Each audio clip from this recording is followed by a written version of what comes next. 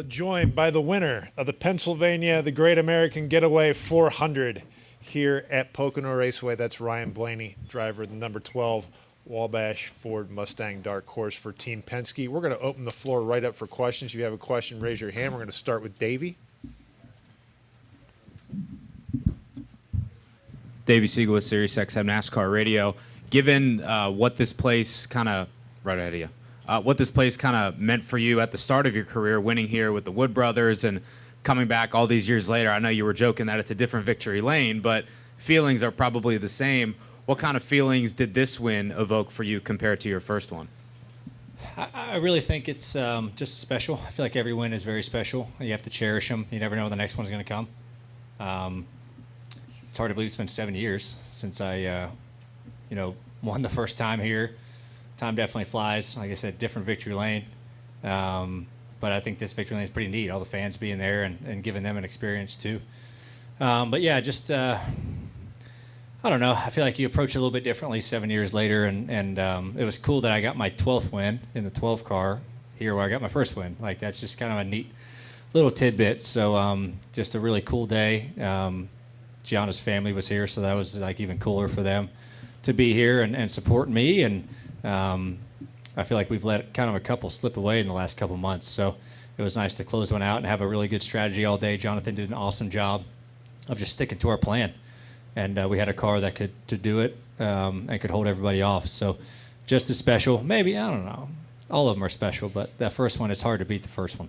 Jonathan has said that you guys' goal as a team is to kind of be the team of the summer, and that's where you guys heat up. That's kind of evident given the past results, and the speed that you showed here today might be indicative of what we might see at Indy and Michigan and points forward. Do you guys feel like you guys are hitting your stride at the right time here in the summer? Yeah, I mean, I feel like the last 2 months we've been spectacular. I feel like the speed in our cars have been great. A couple finishes might not reflect that, but it's really none of our doing.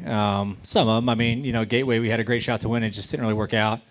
New Hampshire, I thought we had a great run going and got spun out. And I am really feeling good about the speed in our cars right now across the board at Team Penske. I feel like we've found a lot of stuff. I talked, the last month of short tracks. I think our short track program is fantastic, and we need to work on the 1.5 mile plus racetracks. And we come today to a big 2.5 miler and win it, So, gosh, we've done our homework since Charlotte and figure out how to be competitive and compete with the Hendrick boys and the Gibbs guys and 2311, and we're right there. So I feel like the summer last year we struggled a little bit, just trying to find some things that would work for us come playoff time, and I had to sit around all summer and hear people say that we suck, and we didn't want that this year, I mean, at the same time, we've been trying to find some things that are working for us, and they just have. Sometimes you try things that you want to focus on that you feel like is going to make your team and your organization better, and sometimes they work, sometimes they don't, and just what we've been doing this year has been working. So I'm super proud of the effort, all the boys and girls at Team Penske for putting the effort in. They are great at what they do, and I couldn't find myself at another place because they just work really hard and they just put their heads down and figure out how to be better. And it's cool to drive for a company like that. Okay, we're going to go to Bob, then to Jim, then to Mason, then to Zach. Bob Hocker, Fox Sports. You said that you're kind of in a better spot at this time this year than you were last year. So is that kind of a statement to the rest of the field? I don't know. They take it how they want it, but I just try to focus on our deal. I try not to get too focused on everyone else's stuff. I just try to focus on number one, and that's our 12 group and Team Penske.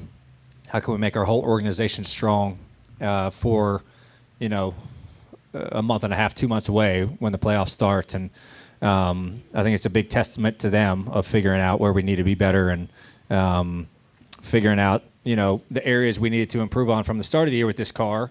With the new Ford nose, I think we were kind of all struggling a little bit, and we just accepted the challenge of, hey, we need to find some things and work hard at figuring it out. So, I think it's a huge testament. Hopefully we can keep it up. I mean, no matter if I've always looked at it, no matter if you win during the week or you run 30th, you always have work to do. It doesn't matter because everyone else is always getting better, and you just hope to keep getting better. So that's what this group does. They just good or bad, they always try to find ways to improve, and that's a pretty cool feeling. And I don't know if you knew, but Will Power won at Iowa today. I learned that in Victory Lane. Yeah, that's cool. So a Penske sweep. Scotty went in yesterday, and Will win it today, and us winning today. That's cool. So the big one's next week. How do we kiss the bricks with the captain? That's like a dream come true for me, and hopefully we can take some stuff from what we learned today and apply it next week. Well, I was going to say it would have been hard to go to Indy, the home of the captain, a week after your IndyCar guys swept Iowa, but you didn't win here. It would have been hard. I mean, but you definitely always want to make cool weekends, and we've had the pleasure of sweeping last year at Indy 500 and the 600 with Joseph, and Joseph winning again this year at the 500, given RP. I think it was his 20th 500. And now we have a unique opportunity to go and sweep Indianapolis, for him in IndyCar and NASCAR, and that's a special deal. So we're going to enjoy this and appreciate it and celebrate it, but that is the one we have circled. We don't even talk about it in our camp. That is a huge one for RP, and it is full speed ahead for Indy. Go to Jim, Mason, Zach, then Claire. To Bob's question, before the next-gen car and the Indy road course, it used to be said that there were a lot of similarities between running well at Pocono and running well at Indy. Do you have any idea as to whether that might be the case, or is it kind of a big unknown since this car hasn't been on that track? I think there are some unknowns. We learned a lot from the wheel force and Goodyear test there. And I feel like the biggest corner you can kind of take away from this track that applies to Indy is turn 3, pretty flat, pretty fairly smooth corner, and Indy has a lot of similarities. So I think we'll take the things we learned, what we worked on in practice through the race that helped us in turn 3, and I think you can apply it. So big track, momentum track, how do you get off the corner? I'm sure we'll be shifting in Indy like we were here. So I do think there are things that can carry over. And in the past, you had said you wanted to be a guy who won races on a regular basis. I just wondered, Marty, I think asked you when you got out of the car about if it was the best you felt the 12 team had ever been. Do you feel like you're that kind of driver now? I don't know. I mean, I feel like you always try to improve, like your mindset, your skill set, week to week, year to year. I feel like when you're young and you're getting into it, all you care about is pushing the gas pedal down, and you kind of lose focus on maybe the end goal and the task at hand. And I feel like as you get older, it's easier to become smarter about things, of just looking at the bigger picture and how you approach weekends. Maybe you don't put up the fastest lap out there, but you race really well over 400, 500 miles. And I've tried to just keep the same speed that I've had for a while, but also try to mold your mind into that's not everything that matters anymore. Anyone can be fast, but can you put a whole race together, and can you look at the end goal of where you want to be at 100 miles to the end of the race? And I've really worked hard on trying to do that and try to become that guy. And I've had a lot of help along the way, which has been really great for me. And Jonathan's been amazing to work with the last 2.5 years, and I have a really good group behind me. So it's a product of a great team working together. I want them to be recognized because they do such a great job, and it takes a village to make a race team successful. It's not just the guy behind the wheel; it's everybody involved with it, even the folks that don't travel. So I've had a lot of help at that, and I've been trying to get better at that too. Mason. Record. Ryan, obviously you're not new to the Cup Series, but with the last stage and those 2 sizable incidents that happened, what was the key to kind of making sure you focused, didn't let the cautions and the restarts rattle you? That way you were able to focus and bring home this win. I think the restarts were kind of the biggest concern for me at the end. I knew our car was probably good enough to where I could hold guys off if I just came away with the lead and off of one.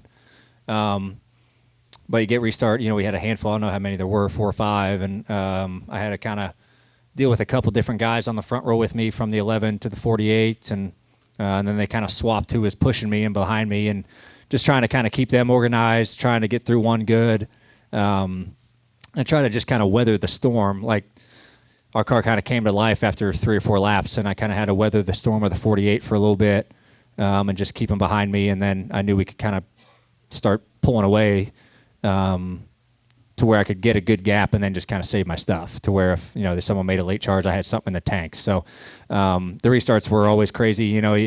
When you get 3 or 4 restarts in a row, you're like, all right, I've won 4 of them in a row. The odds are starting to stack against you if maybe something was going to happen, or I don't win the last one, the one that matters. And luckily, we were able to get through one clean and be able to set our sights just in clean track. And then it ran, green flag towards the end of the last 20 or so laps, whatever it was. And so yeah, restarts are always a challenge, especially here. Like, there's such a long front stretch. You don't know if someone's going to shove it 3 wide, if you're going to get a good push or not, if you're going to be in position to enter one like you want, or if you're going to kind of be a nose behind somebody to where they can use up racetrack to where you're kind of behind the 8 ball. So we timed pushes really well, and we got through one really good to where I could get clear and then just kind of focus on our own deal. We'll go to Zach, then to Claire, and the gentleman in the hat over there. Zach Sterniolo, NASCAR.com. Ryan, looking at your past week, the Today Show, the ESPYs, now a win here this weekend at a track that means a lot to you. How do you look at the kind of just the journey of your career since getting that first win here 7 years ago, and where you are today?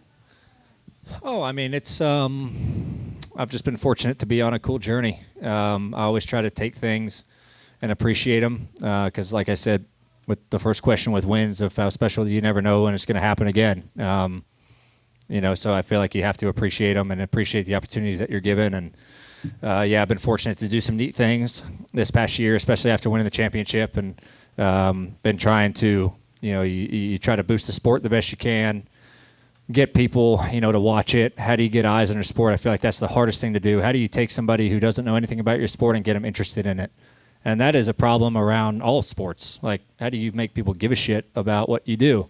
And I feel like meeting people, talking to them about the sport, trying to get them out. Like, the biggest thing for me, like, you just got to get them to a race. You got to get them here, because it's a whole new experience.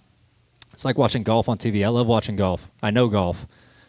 But watching on TV and in person is completely different. And that's with any sport, really. You kind of see the speed and the athleticism of people.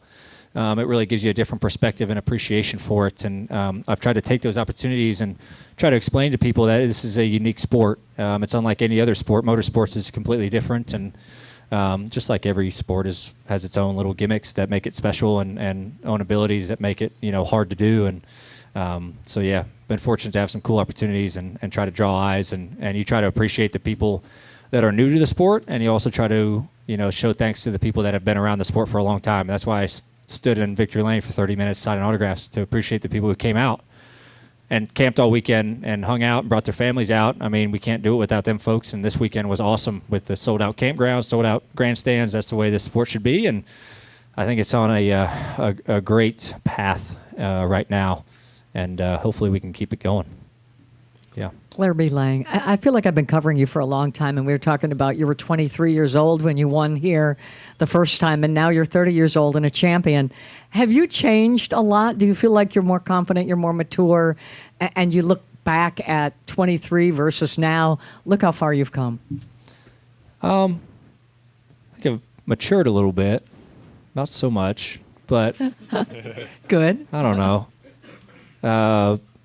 I think you just get older and you just become a different person. Like, as you get experience on Earth, like you just understand things a little bit more, as opposed to when you're a young 20-year-old. And and this sport is wild. When you get thrown into it, and I was lucky. I grew up around it and kind of saw my dad do it and kind of saw how the process was. But until you're thrown into it, you don't know how it's going to be and how you handle things. And I've just tried to take everything in stride and appreciate things along the way. Like, I think that's the biggest thing, is appreciate what you're doing, because it's a cool thing to do, but at the end of the day, it's a job, and it's a hard job. And when things are going great, rainbows and sunshine. But when things are going bad, it's how do you get over those bad times? And there's a lot of them. I mean, guys and teams, and they go through a lot of bad times, and it's how do you get over those and just focus on what you can do better as a human being and as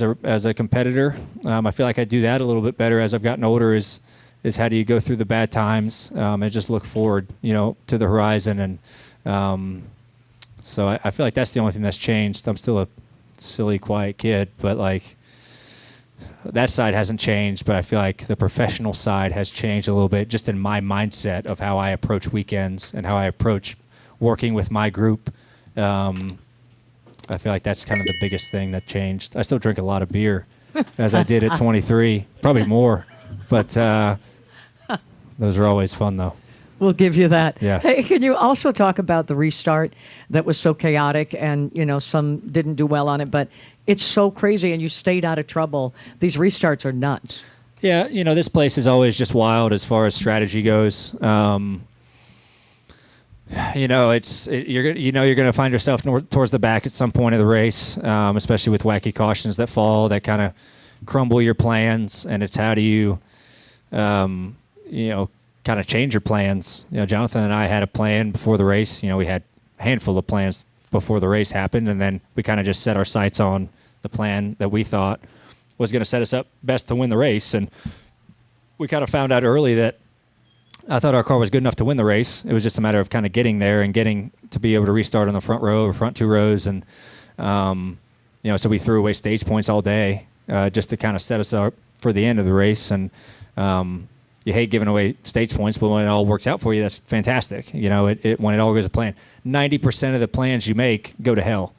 And it's nice that 10% of the time where it like goes to your plan, you're like, oh, this worked out perfectly for us. And he did a great job. Jonathan did an awesome job of just like sticking to what we were not destined to do, but like what our end goal was. And fortunately we had the car and the track position to make it work. Jordan Jenkins, Essentially Sports.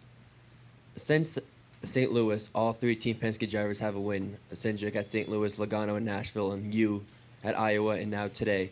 What's it like with Team Penske, knowing that all three drivers have a win in just a span of a month going into the playoffs? Yeah, it's definitely a hot streak we're on, for sure. And it's nice to get everybody locked in, that's for sure. And, with Austin's win at Gateway, him being, a good ways below the cutoff line, that was a huge day for those two boys. And with Joey kind of flirting with the cut line, doing what he did at Nashville was huge for that team. And it just takes a lot of pressure off the whole organization's shoulders when you get all three cars locked in. Hopefully we can get the 21 car in at some point here before the playoffs and have, everybody in.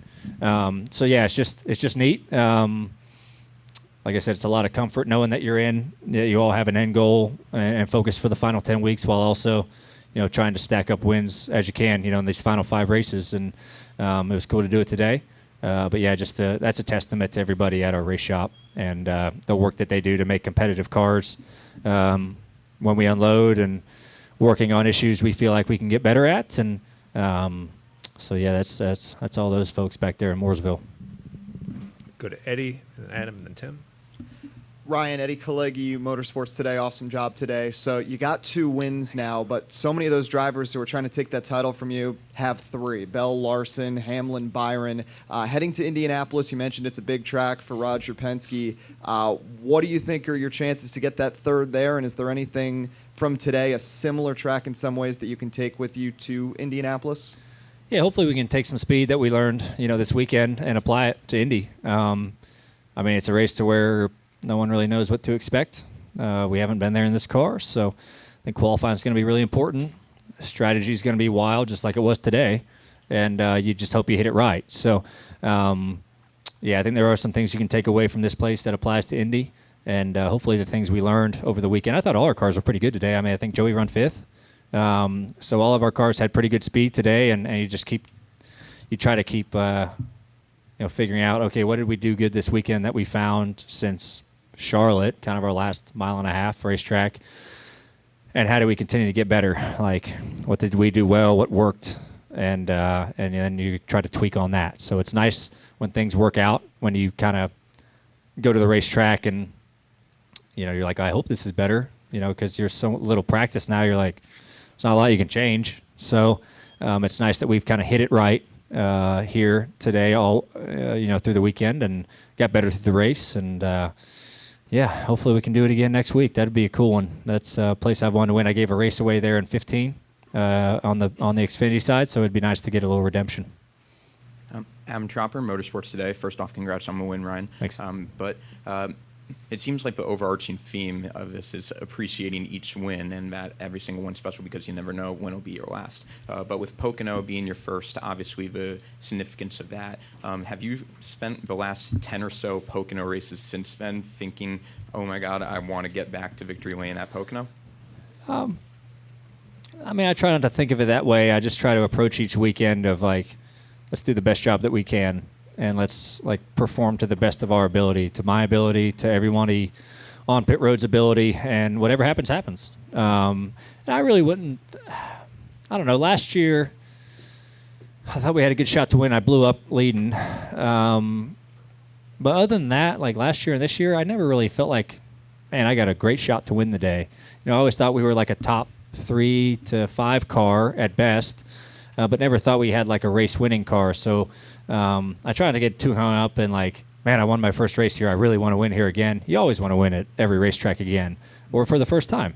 So you just try to do the best that you can each given weekend, no matter if you, have won here before or not. And I try to approach each weekend the same. And in the spirit of that, you're already a champion, but you just mentioned Indy. What's next on the bucket list in terms of goals for you? Indy. Okay, then. That's the next one. Congrats again on the win. Thank you. We'll go to Tim. Tim Moore, Motorsports Day. Congrats on the win, Ryan. Thanks. When you look at it, it's been 13 years since Team Penske has won a race here, back with Brad Keselowski in 2011. I know you said it's very hard to top that first career win here, but does that mean anything extra for the organization moving forward, considering it's been a very long time? Yeah, I definitely think so. It's nice when you can win at tracks that you haven't won at in a while as a company and as a group, because there are some tracks to where teams perform better than others. It's just kind of a given thing. Like ever since we went to Gateway, I feel like our team has been the best at Gateway, where others have struggled. And that applies to places to where like we've just not been good as a group, and it's just the philosophy of what we do as a team. Maybe it doesn't work for that track. And this place has kind of been one of those, like, man, what do we got to do to figure this place out? As a whole group and as a mindset of how we approach the weekend and how we set our cars up.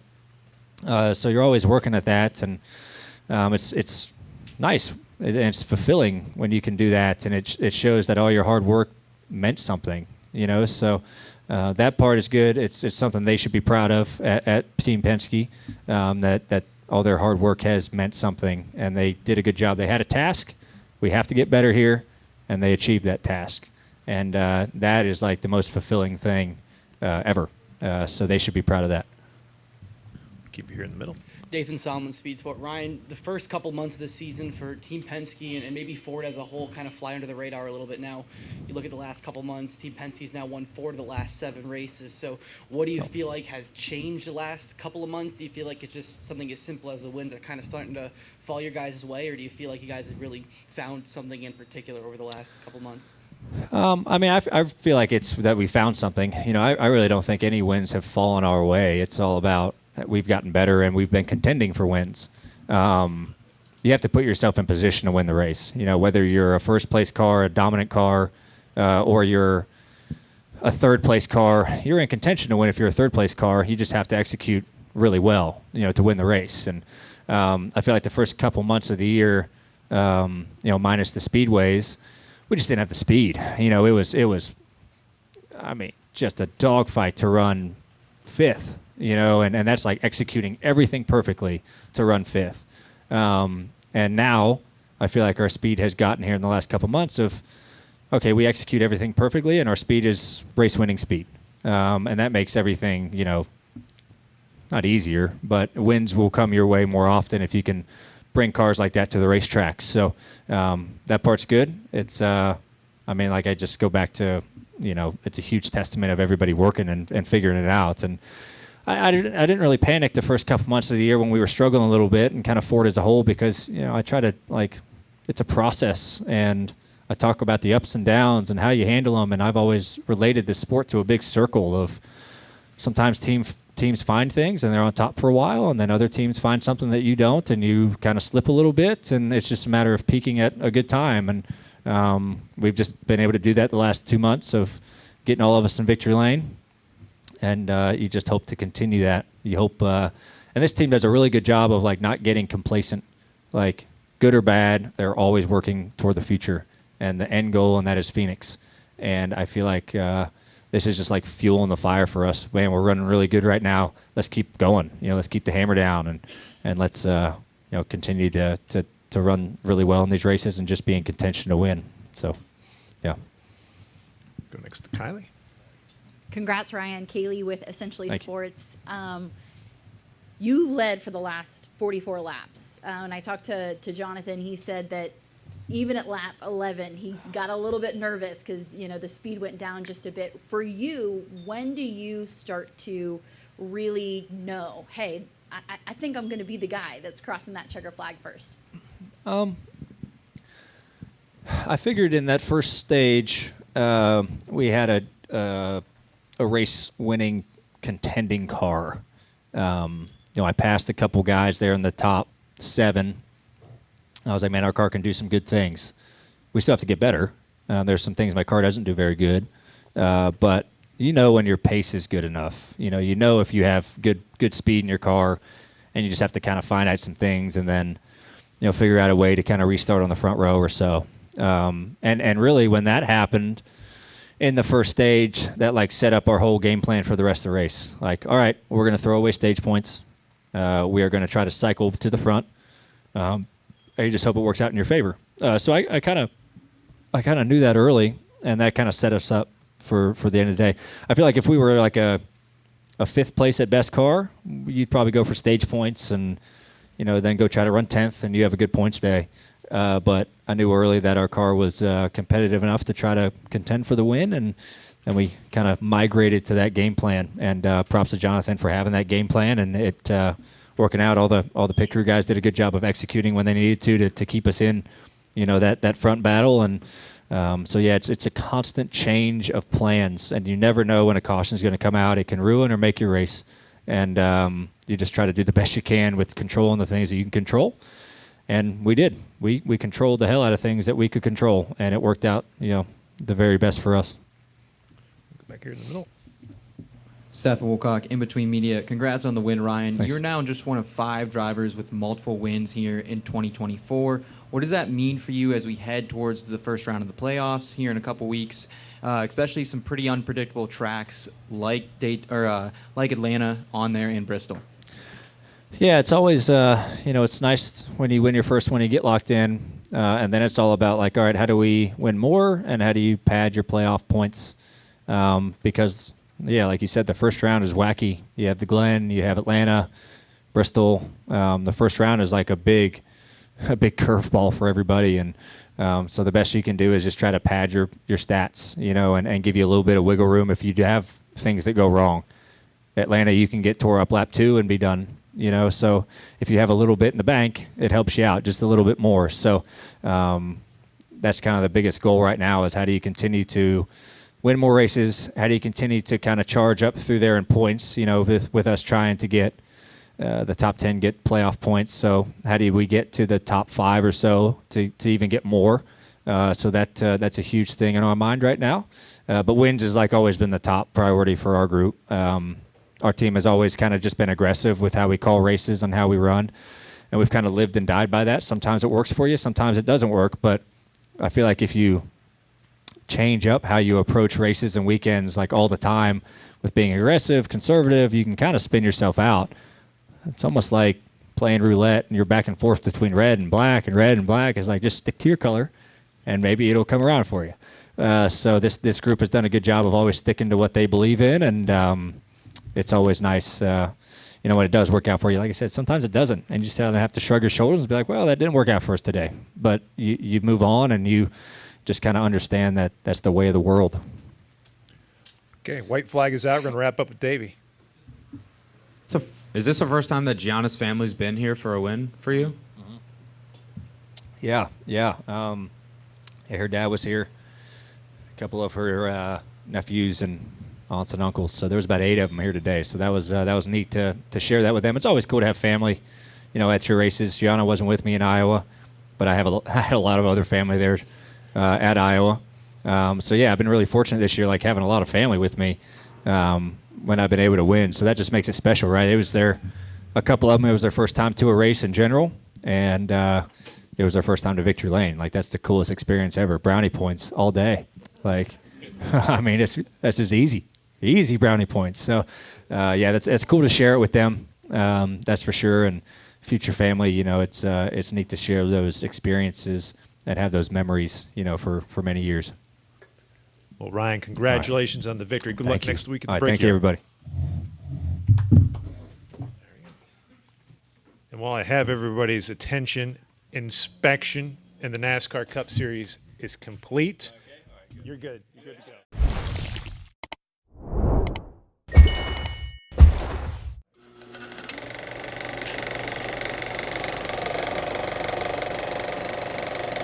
All right, there's the checkered flag. Great job, driver.